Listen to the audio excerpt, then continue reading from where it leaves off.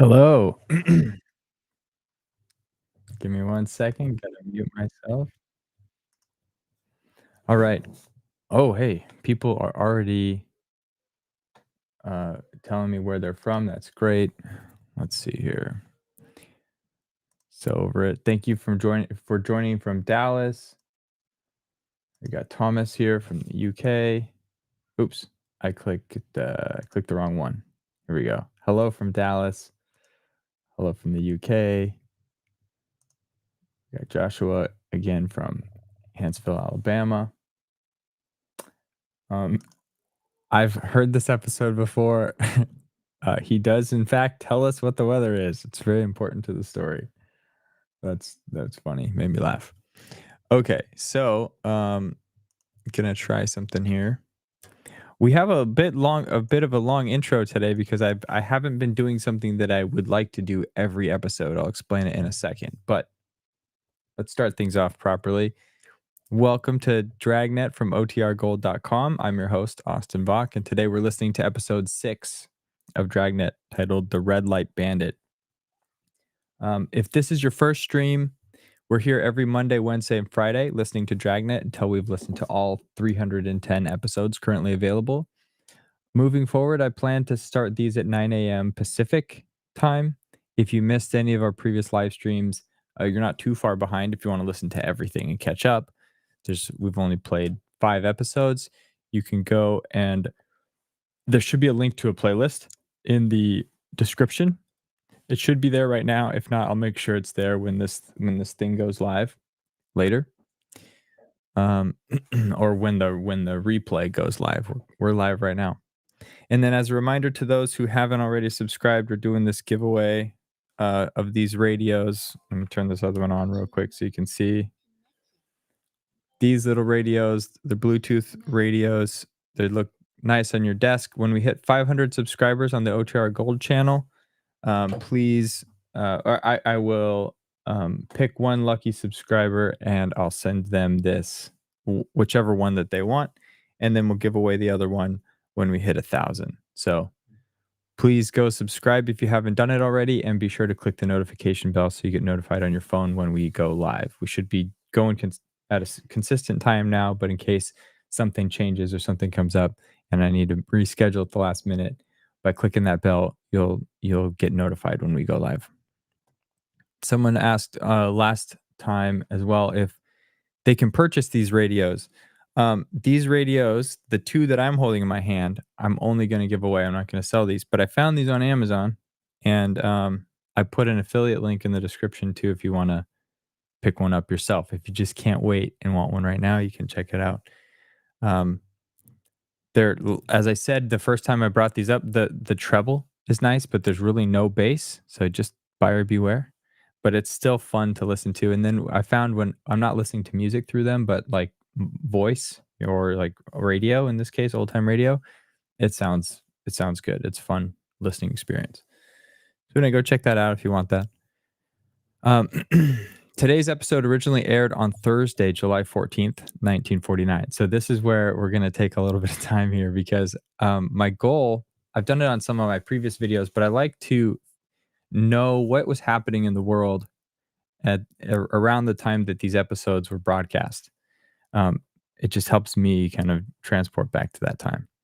So I haven't been doing it in any of our previous live stream. So today I'm going to give you what was happening from June 1st, 1949 to July 14th, 1949, which is when this episode aired.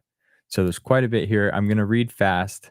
Also, a lot of this stuff is kind of US centric. There is some stuff that happened outside the US, but for the UK audience and people that are joining from other places, if I've missed key events in your country or world history, please just put them down in the comments. Either you can put them in the comments on the live stream, which will be up here on the side, or after the video is rendered, or after this live stream ends, you can put it in the comments on YouTube. I love hearing all that stuff. Okay. These won't normally be this long. They'll probably just be a few things, but we're now covering a month and a half of world history, of US history. And there's a lot that happened. Okay. So The first thing is on June 1st, 1949, Lucille Ball and Desi Arnaz wed for the second time. Also on June 1st, the British government granted Cyrenaica, which is now current East Libya, their independence. KSL TV in Salt Lake City started broadcasting. There's actually quite a few TV channels that started broadcasting in these months. It's kind of like the beginning of national television. Dragnet had its first broadcast on radio June 3rd. That's the episode that it was broadcast on KFI in Los Angeles. I don't have a recording of that, so we started with episode 2. The first female treasurer of the United States was appointed on June 3rd. Her name is Georgia Niece Clark Gray. The first African American to graduate from the U.S. Naval Academy graduated on June 3rd. His name was Wesley Anthony Brown. WKY, which is now KTYV or KTVY, started broadcasting in Oklahoma. The country of Siam changed its name to Thailand on June 8th. WROC TV in Rochester, New York started broadcasting. June 15th, Dusty Baker, the manager of the Houston Astros when they won the World Series in 2022, he was born in 1949. Same day as Jim Varney, the American actor who played Ernest in these movies that I watched growing up. He was also, I believe, the voice of Slinky Dog in Toy Story. But he was born June 15th, 1949. The June 20th, the Central Intelligence Agency Act passes, which basically made the CIA kind of their finances and who they're hiring and doing all that stuff. It became hidden from U.S. taxpayers. There was some controversy around that, still is today. Tennis star Gussie Moran shocked Wimbledon by wearing a short dress to look good and move freely on the court. That's June 20th. Lionel Richie was born on June 20th, 1949. Love Lionel Richie. Alan Osmond of the Osmond Brothers was born in Ogden, Utah on June 22nd. He shares a birthday with Elizabeth Warren, a U.S. Senator, and Meryl Streep, who were also born the same year on June 22nd. June 23rd, the first 12 women graduate from Harvard Medical School.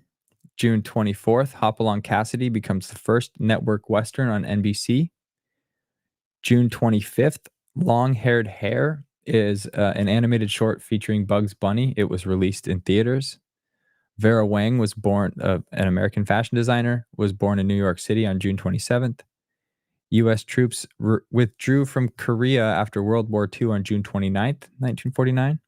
So this all happening during the first few episodes of Dragnet. Now we're into July, with the month that this particular episode aired. 2 more TV channels launch in Birmingham, Alabama. That's WBRC TV, and another one, WCCO in Minneapolis, St. Paul, began broadcasting. July 2nd, the state of Vietnam is internationally recognized, governing the southern half of Vietnam. July 6th, there's a freak heat wave off the central coast of Portugal, which brings temperatures to 158 degrees Fahrenheit for 2 minutes. That's absurd. I don't know the situation surrounding that, but 158 is like, it's going to melt the dashboard of your cars. It would seem. It probably not, but that seems really hot. July 7th, Dragnet premieres on NBC Radio, because at first it was just local to Los Angeles. July 8th, South Africa prohibits mixed marriages, prohibiting marriages between white people and people of other races. It's crazy. July 8th, so that same day, Wolfgang Puck, the celebrity chef, was born in Austria. July 10th, the first practical rectangular TV tube announced in Ohio. WJAR TV in Providence, Rhode Island begins broadcasting on July 10th. And then July 12th, for baseball fans, this is when baseball owners agreed to put warning pads before each fence. So if you watch Major League Baseball, you see before the fence, they have the grass stops and there's dirt Growing up, I didn't understand what that was. I just thought that was a design thing. It makes sense. That's the warning path for the outfielders. So if they're tracking a ball and they're running full speed to catch the ball, they can feel when the grass changes to dirt and they know there's a wall coming up. Don't run full speed into the wall, not looking at it. So that was innovation in baseball in 1949. And then the last thing, July 13th, Pope Pius XII excommunicates communist Catholics. So a busy month and a half, some good, some bad, but that's what was going on in the world when this particular episode aired. So hopefully you enjoyed that. That was long. Future live streams are going to be pretty short because we're just talking about a 7-day period, between episodes that were aired. So, as we listen together, please share your thoughts in the chat and I'll highlight the relevant comments on screen as always. And if you have feedback for today's show or have a great idea for a future live stream, leave me a comment. Now, without further ado, we'll get started. So let me share my screen here and we will listen. Okay. Hello and welcome to Dragnet from otrgold.com. This episode will begin after a brief message from our sponsors.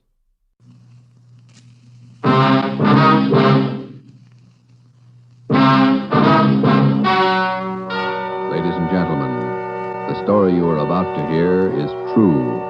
Only the names have been changed to protect the innocent. NBC brings you Dragnet.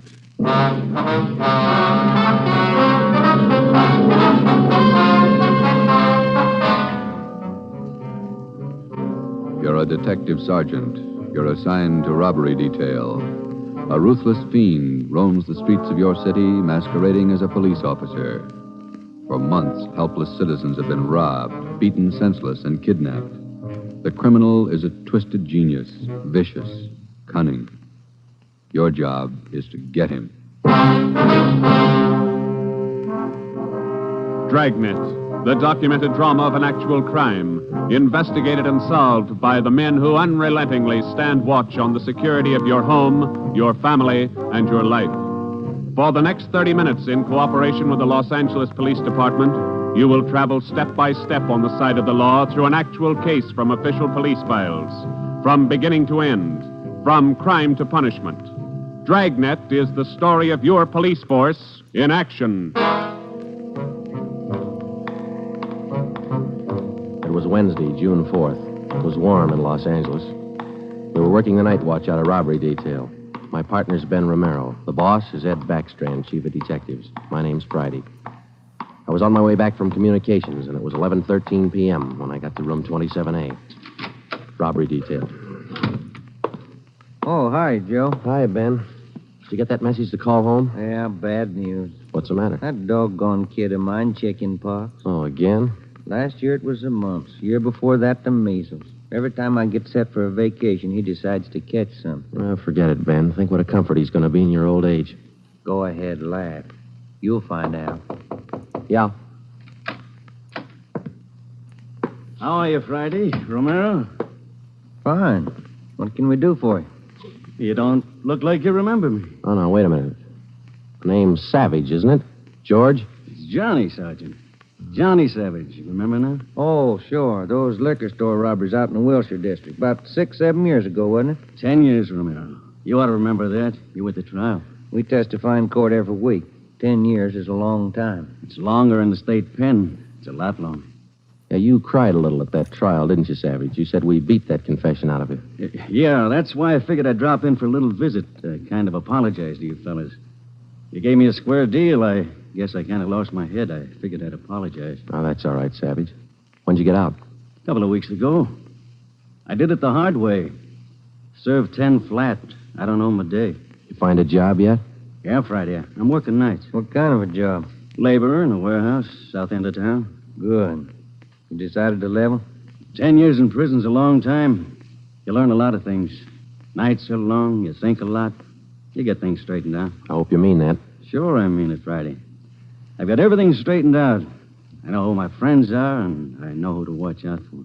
You sound like maybe you're on the right track. I got it figured, Romero. Not like you two fellas. You caught me red-handed and you sent me up for 10 years. Well, you did all right, Savage. 5 armed robberies. You got off pretty easy. You got a break, Savage. Make the best of it. Sure, I'm not kicking. 10 years, a real break. That's right. Well, just dropped in for a little visit. Maybe I'll see you fellas sometime. All right, Savage? Keep your nose clean? Sure. No hard feelings. No. You just took 10 years of my life, that's all. There's no such thing as a man going through prison without changing. And Ben and I have seen him switch in both directions. Some men learn their lesson after they land behind bars, and when they're released, they turn into good citizens. Johnny Savage was sour. We made a mental note to check him out later on, and then we went down to the record bureau and pulled his coming out mug. That's about all that we had time for, because about an hour later, we started to get busy. Hot shot, Joe. Grab it. On the corner of Selma and Naples, the drugstore, 211 and probable attack. On the corner of Selma and Naples, 211 and What you got, Joe? Selma and Naples, 211 and attack. Come on.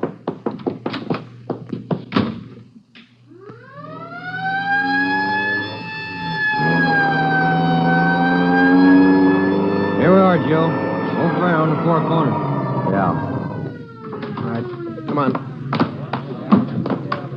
We got the story from the victim, the store owner, Mr. Thomas. For the most part, it was the usual rundown of an early morning holdup. There was only one exception. Oh, I've had young hoodlums try to hold me up before, but there was nothing like this one. How you mean, Mr. Thomas? Well, he came in here just before closing, and ordinarily I'd have kept an eye out because that's the time to look for him. But this fella came to the door and said he was a policeman, so I let him in. He looked like a cop. Barged right up to me and the wife behind the counter and pointed a gun. And she screamed, and he hit her in the face with the butt of the gun. Sergeant, it was horrible.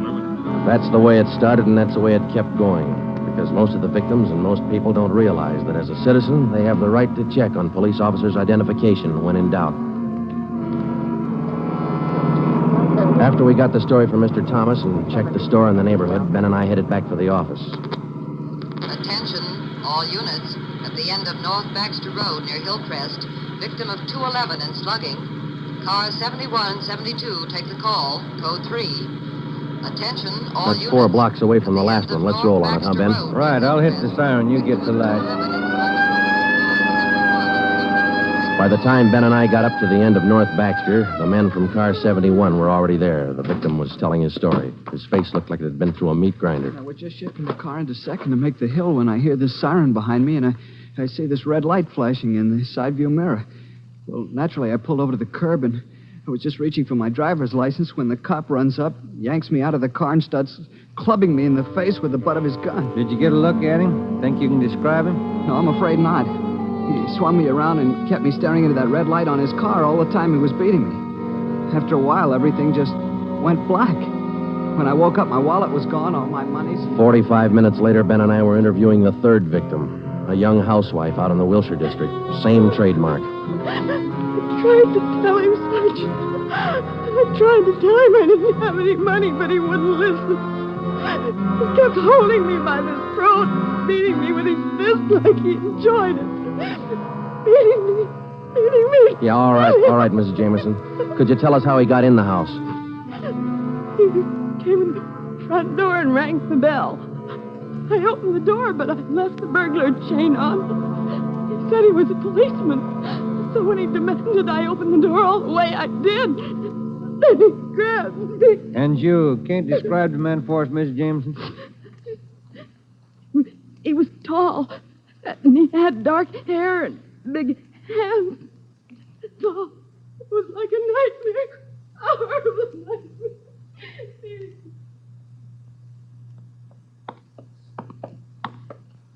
Tall, dark hair, big hands. Your guess the same as mine, Joe? Maybe. Let's wait and see. Come on, let's check with the boss. Hi, Mike. Hi. He's waiting for you. In there. Come on, Ben. Chief of Detective's office. Hannon. Sit down.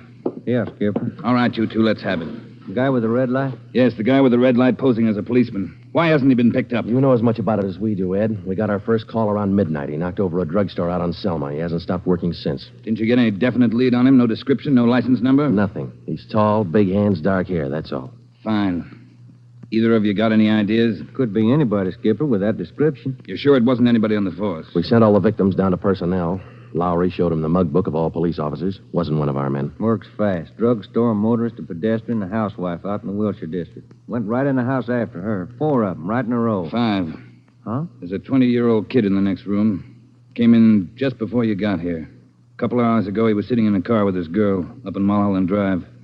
This red light bandit comes along, slugs him, and kidnaps the girl. Kidnapped? She still missing? Not a trace. When did this happen? A couple of hours ago, they brought the kid over from Georgia Street Hospital. We can talk to him now. He's had a bad time. Right in here. Okay. Pete, we're going to have to ask you a few more questions. Oh, yeah. Okay. It feels a little better now. This is Sergeant Friday and Sergeant Romero. Hi, Pete. Hi. Can you tell us what time the trouble started? Oh, about 10:15, 10:30.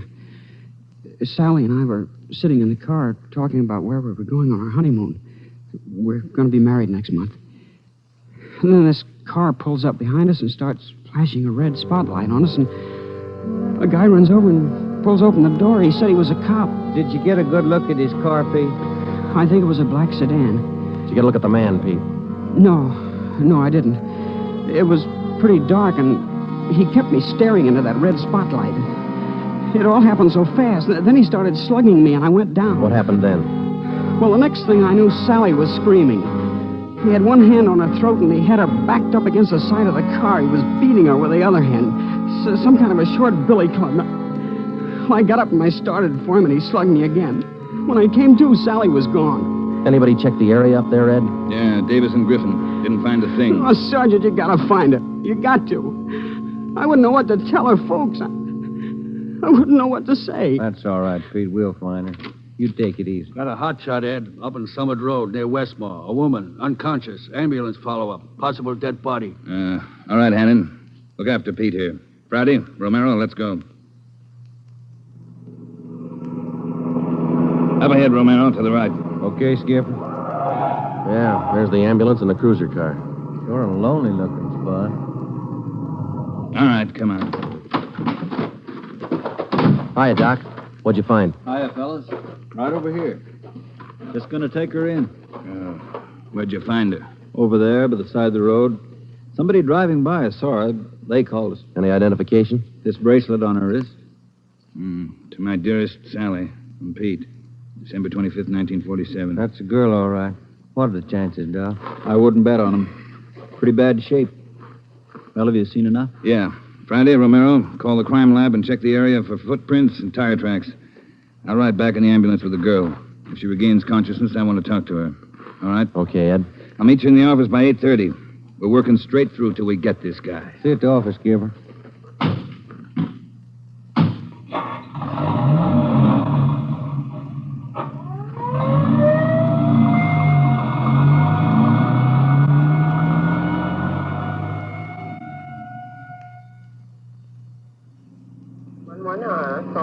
What time you got, Ben? 7 minutes to 4. Long night. Hey, that car up there ahead. Let's take a look at it, huh? Black sedan. Hey, look, he's flashing a red spot on that convertible. Come on.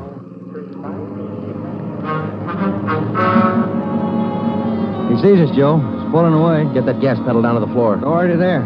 He's turning off right. Hit the siren. I'll get the light. We're gaining a little, Ben. Next corner to the left. Joe, where'd he go? It's a fancy driver. Try the alley up ahead to the left. Must have turned up that cross street. Get through the alley and double back on him. Right. There he is, Ben. Look out. Watch it, Joe. Watch it. He's going to ram us.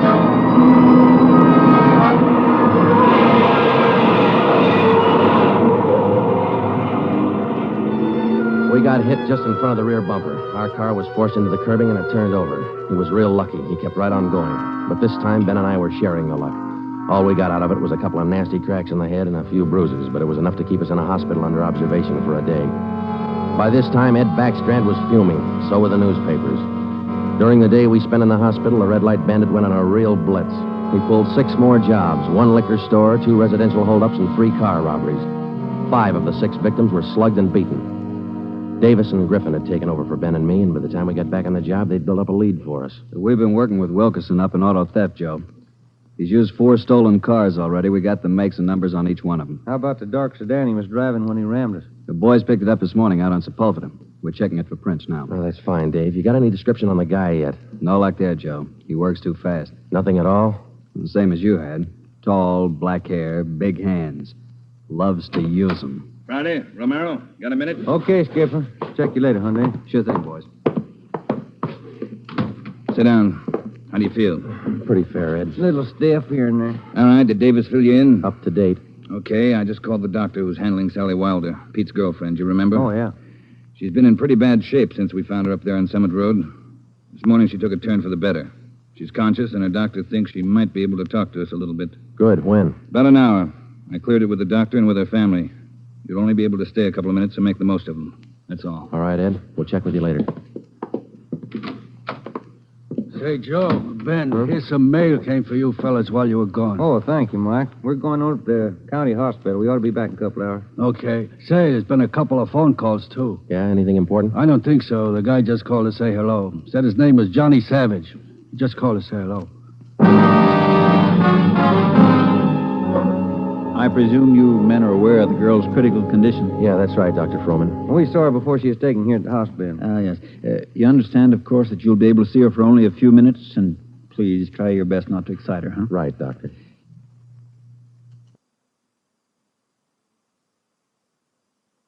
Sally isn't able to talk. Bad mouth and face injuries, so your questions will have to be answered simply yes or no, and nod of the head. Okay, we got you.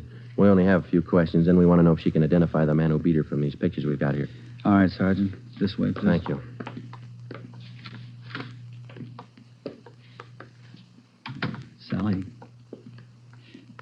Sally, these gentlemen are from the police department. They'd like to ask you a few questions. No, there's no need to be nervous or afraid. Just simply nod your head yes or no.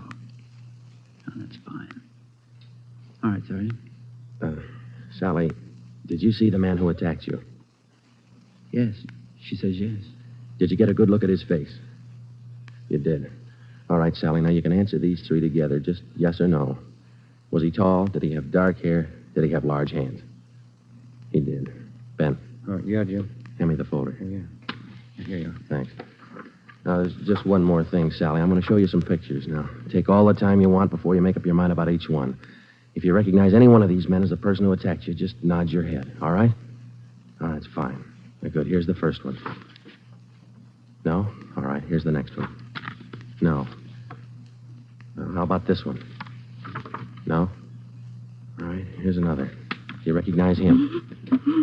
This was the man? Are you sure, Sally? Thank you. That's all. Let's go. Did you find what you wanted, Sergeant? Yes, Doctor, we did. Here, it's this one. Nice-looking chap. Who is he, Sergeant? His name's Savage, Dr. Froman. Johnny Savage. When we got back to the office, we checked in with Ed Backstrand. In 5 minutes, an all-points bulletin and a full description of the suspect was broadcast to every radio car, every motorcycle officer, to every sheriff and law enforcement agency in Los Angeles and Southern California. By nightfall, the manhunt was on.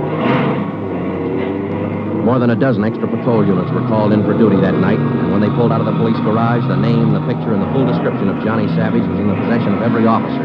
The same for the patrolmen, whether they walked a beat downtown or out in the residential areas. The picture of Johnny Savage went with them. Everything was done that could be done. On the second night of the manhunt, far out on the edge of town, Johnny Savage, the red light bandit, got his 12th victim, a 63-year-old storekeeper.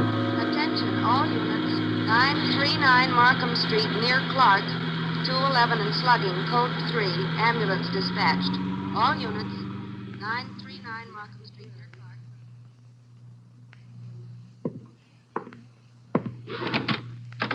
Here it is, Skipper. Tie-in. What'd you get? Wilkerson lifted the prints off that black sedan that rammed Joe and me. Yeah? They belonged to Johnny Savage. Yeah, good. That storekeeper last night. It is Savage, all right. Victim identified him from his mug. All right. We got enough on this Savage guy to put him on ice for life. All we have to do now is to get him. Now, look, the way we figure it, Ed, this red light bandit is using stolen cars with cold plates, so there's no way of tracking down the cars at regular commercial garages. He's got to be renting private garages someplace around town. All right, let's get the neighborhood patrolman on the job. Advertise it. All over town. It's a city ordinance, isn't it? People who rent private garages are bound by law to register the car and license number with the police. Start a campaign if you want, but find those cars. Right. Wait a minute. Hello, Backstrand. Yeah? When? I see. Yeah, thanks. What is it, Ed? It was the hospital. About the girl, Sally. Sally Wilder? What about her? She died 5 minutes ago. That night, everybody went back on the job as usual. The cruiser cars, the patrolmen, the motorcycle officers, and about a dozen decoy cars. Armed policewomen riding alone in cars or parked in lonely spots with a police officer escort. Our car, 80K, was still in the garage for repairs, so they assigned us another one. And we started to make the rounds. Everything was usual.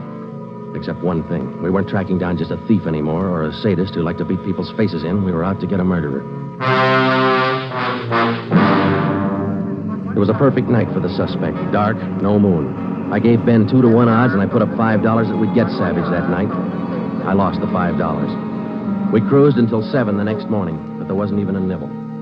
We had breakfast at the Federal Cafe, a little restaurant down the street from the city hall, and it was about 8:15 when we got back to the office. We were pretty tired. Robbery detail, Romero. I would like to speak to Sergeant Friday. Just a minute. It's for you, Joe. Okay, thanks. Friday talking. Sergeant Friday, I want to talk to you. Well, I'm listening. Go ahead. I want to talk to you in person as soon as possible. Can't you tell me over the phone? What is it? I cannot tell you over the phone. It is very important. Can you come now? Well, now, look, mister, I'm awful sorry, but we're very busy down 554 Ramona Avenue. Can you come now? Well, what's this all about? Who is this speaking? My name is Carl Savage. My son's name is John.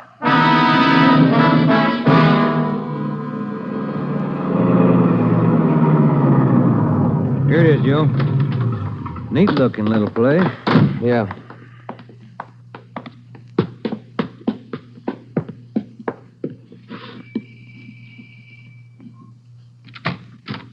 Yeah? I'm Sergeant Friday. You Mr. Savage? Yeah, come in. Okay. This is my partner, Sergeant Romero. How do you do? I will be brief, gentlemen. I am the father of John Savage. I wish for you to catch him. I will help you. I noticed the name on the mailbox outside, Mr. Savage. Changed your name lately? I changed my name 10 years ago when John first got into trouble. My own name I had to change. The shame. Always from him, my son. Shame. Mr. Savage, has your son been home since he got out of prison? Yeah, many times, to ask for money. I would not give him any, so he struck me. Last night I read in the newspaper the little girl he beat up. She is dead. Then I make up my mind. Do you know where your son is now, Mr. Savage? Not now, no. But our garage has a car in there. It is not his, I know. Also in the garage, I find many license plates. I find spotlights with red glass lens. But you don't have any idea where we could find him. No, but he will come back. He always comes back for money. We're going to station an officer here in the house, Mr. Savage. Anything you want, if it will catch him. He's bad, Sergeant. Like something poison. All through, he's bad. See a sewing basket over there, Mr. Savage. The wife live here with you? 10 days ago, before this starts, I bury Gertrude, my wife, his mother. Sergeant, for 10 years she is sick, but for 10 years she stays alive to see him from prison. 10 days ago, she died. He did not even come to the funeral. Did your son have any idea that you might call us? No, I don't think so. But when you catch him, give me a gun. With my own 2 hands, I will kill him. Johnny Savage. Before we left, we called Ed Backstrand and we brought him up to date. He sent 3 detectives out to relieve us, Davis, Griffin, and Marsh. We told them to keep an eye on the house and the stolen car in the garage. That night after dinner, Ed Backstrand, Ben, and I went out and relieved them. We parked the cruiser car in the garage next door, and then we took up our posts. Carl Savage had a light supper, and then he went to bed about 9. The 3 of us sat at the front windows in the darkened house, and we waited. Ben kept his eye on the garage. Outside, across the city, the manhunt continued as usual. 3 hours went by. The waiting got monotonous. Friday, Romero, look alive, will you? Oh, yes, Skipper. I'm sorry. That clock's enough to put anybody to sleep. What time you got? 12:23 a.m. Thanks. The clock kept ticking. We were tired. We took turns keeping each other awake. At 10 minutes past 2, I looked at my watch, and then I settled back and tried to find some kind of a comfortable position. They started so faintly, it was just like the ticking of the clock. Same rhythm. And then they came closer, and the sounds got out of rhythm. Backstrand's head came up with a snap. Friday, Romero, you hear that? Yeah, Ed. Get up to the window, watch the curtains. You see anything? Yeah. Yeah, somebody's coming. Savage? Can't tell. Wait a minute, it's slowing down. It's going up the driveway to the garage. He's going inside. That's him. Come on. Watch it, he spotted us. He went over that fence into the yard. There he is, Friday. You hit him, Joe. Maybe. Yeah, he's going for the street. He's headed for that car, Ed, that sedan up on the corner there. Yeah, Romero, go back and get the car. Right, Skipper.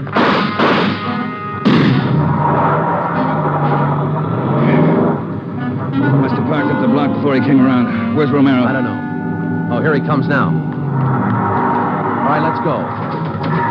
Get that radio on, Joe. It's already on, Ed. All right, give him a call. Any sign yet? No, nothing so far. Next corner to the right, Ben. Unit 80K to Control 4. 80K to Control 4. Control 4 to Unit 80K. Go ahead. Clear and keep frequency 4 open. This is an emergency. 80K, roger. Frequency 4, open and clear. Attention, all units on frequency 4. Stand by. 80K, go ahead. Yeah, there he is, Friday, up ahead. Dark blue sedan. Control 4. We are in pursuit of the possible red light bandit. Suspect is driving a dark blue 1949 sedan. License number in the 7 column. 61 Robert 784. Use caution. Suspect is armed. Code 3. Attention, all units. Attention, all units. Unit 80K now pursuing possible red light bandit. Suspect is driving a dark blue 1949 sedan. License number in the 7 column. 61 Robert 784. Use caution. Suspect is armed. Code 3. Your location, 80K. Control 4. We are headed east on Wilshire Boulevard, crossing La Brea. Attention, all units. Suspect is headed east on Wilshire Boulevard, crossing La Brea. Watch it, Romero. Don't lose him. I see him, Skipper. Control 4. Still pursuing red light bandit. Headed east on Wilshire, now crossing Rossmore. Attention, all units. Suspect is still headed east on Wilshire, now crossing Rossmore. Suspect is armed. Use caution. Code 3. That truck pulling out up ahead. Hit the siren, will you, Skipper? Yeah. Hold on, it's a tight squeeze. Gaining on him, Romero. A lot of traffic up ahead. He's got to slow down. Control 4. Suspect headed east on Wilshire, crossing Western Avenue, closing in. There he goes. He'll go right down Sherman Alley. It's a dead end. Yeah. Control 4. Suspect turns south into Sherman Alley, closing in on suspect. Attention, all units. Suspect has turned south into Sherman Alley. Suspect is trapped. Converge on Sherman Alley. There he is, Skipper. Pulling up ahead. He's jumping out. All right, take the mic, will you, Ed? Here. Come on, Ben. I'll direct the other cars in. If you need help, holler. Right, Skipper. All right, which way to go, Ben? Down between those buildings. Come on. He's starting up the back fire escape. All right, keep him busy. All right, Savage, come on down. He wants to go to Roughwood. One more chance, Savage. Come on down. No use, Joe. He's heading up for the roof. Come on. He climbs like a monkey. Come on, let's get him. Yeah, all right.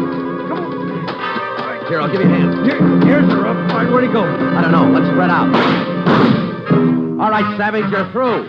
Throw your gun out and come out with your hands up. Watch it, Joe. He's running for the edge. He's gonna jump. I'll get him. All right, up, guy back here. You lousy copper, you dirty, lousy cop. I'll kill you, man. You're through, Savage. You're through.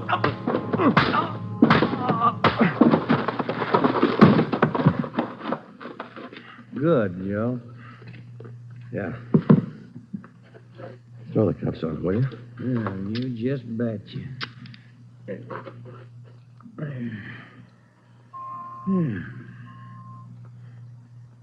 You want to smoke?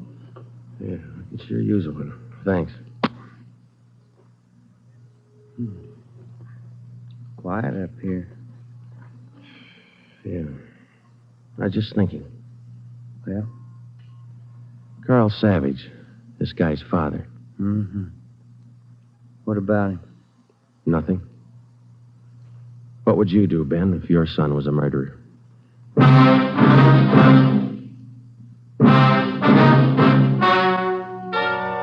The story you have just heard is true. Only the names were changed to protect the innocent. John Savage was tried and convicted of murder in the first degree. He was executed in the lethal gas chamber at the state penitentiary.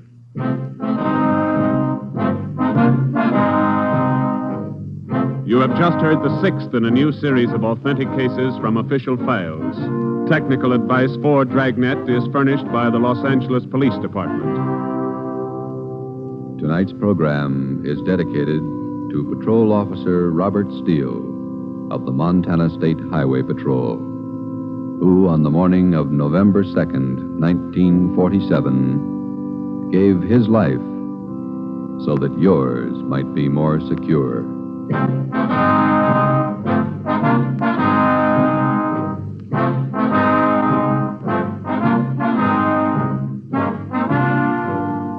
Dragnet came to you from Los Angeles.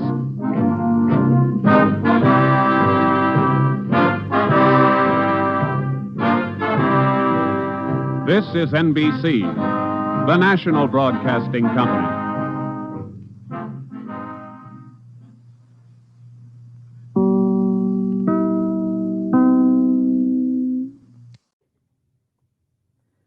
All right. What everyone think of that episode? I like Joshua's comment to what if your son was a murderer? What if your child was a murderer? It's pretty strong closing line. Oh man, there was something. I forget what it was. I was gonna say. I forget what I was gonna say. It was a question. Oh, hang on. It was a question for the group, but I don't know what it is. So coming up on Friday. Today's Wednesday, right? Friday, we have episode 7, the attempted City Hall bombing. We will listen to it at 9 a.m. Pacific time. Chris says, love the bells outtake. I'm trying to think, was there an outtake at the end? Talking about the NBC chime? Thomas says he found the chase confusing. Yeah, when I was first listening to it, I was scribbling down all of the street names. It said passing Wilshire Boulevard and La Brea. I looked it up. It's near the current LA Museum of Art. And then they pass over Rossmore, which is further down Wilshire. And then they pass something else. He mentioned the 3rd Street. I didn't write it down. I didn't scribble it down when I heard it. But there's some 3rd Street, and then they corner him in Sherman Alley. I searched Sherman Alley. I didn't see it. There's nothing in like modern LA. But they also mentioned a few other places that I looked up to see if they still exist, and they didn't. One was like the Federal Cafe. That's where they took a little break. But yeah, I find that interesting. I'm glad I'm not the only one. Looks like Alex does as well. Whenever they say something, since I know these are based on true stories, I go and I look, and I want to like just immerse myself in where these things are taking place. But